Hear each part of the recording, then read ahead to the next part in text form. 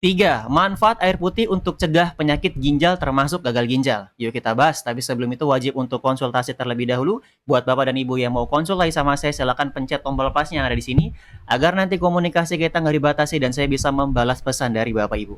Komen mau konsultasi dan jangan lupa di-share, semoga jadi amal jariah. Bapak Ibu sekalian, untuk mencegah adanya masalah sama ginjal Bapak Ibu, konsumsi air putih yang cukup 1,8 sampai 2 liter per harinya. Kalau misalkan nanti buang air kecil terus nggak jadi masalah, itu normal.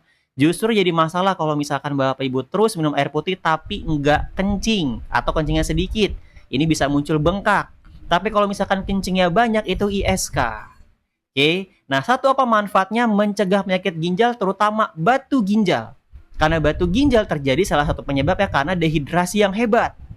Akhirnya apa? Masalah sama ginjal, terbentuklah batu karena air laut. Ini contoh ya, penggambaran air laut semakin sedikit airnya muncul garam.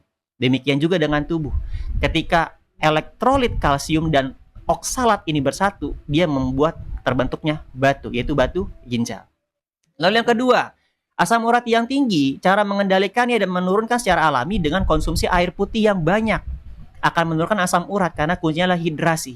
Asam urat yang tinggi ini juga sama penyebabnya karena akan menyebabkan pada ginjal Bapak Ibu ini terbentuknya batu ginjal. Jadi untuk menurunkan asam urat yang tinggi, konsumsi air putih yang banyak.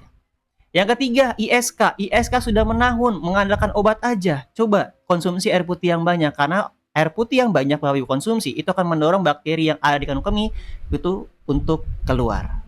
Oke, ini yang ketiga, dan bonus saya kasih tambahan yang keempat Bapak Ibu, yaitu adalah cegah gagal ginjal dengan konsumsi air putih. Karena salah satunya adalah akan terjadi radang ginjal, termasuk kalau Bapak Ibu ini kurang air putih, bukannya batu ginjal, risikonya pada urin Bapak Ibu itu akan muncul bercak-bercak darah. Disinilah bisa membuat permasalahan pada ginjal. Nah, keempat penyakit ini itu bisa dibantu memang dengan konsumsi air putih.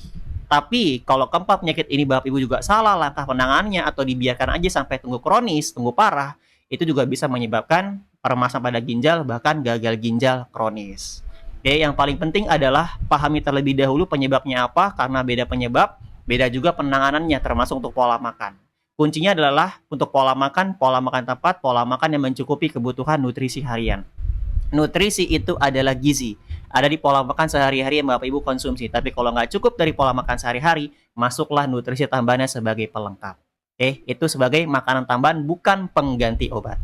Memang saya mendampingi pasien ginjal sudah lama, ada nutrisi yang saya resepi sebagai makanan tambahan, bukan sebagai pengganti obat. Untuk membantu menurunkan kreatin urium dan menaikkan nilai GFR untuk cegah cuci darah.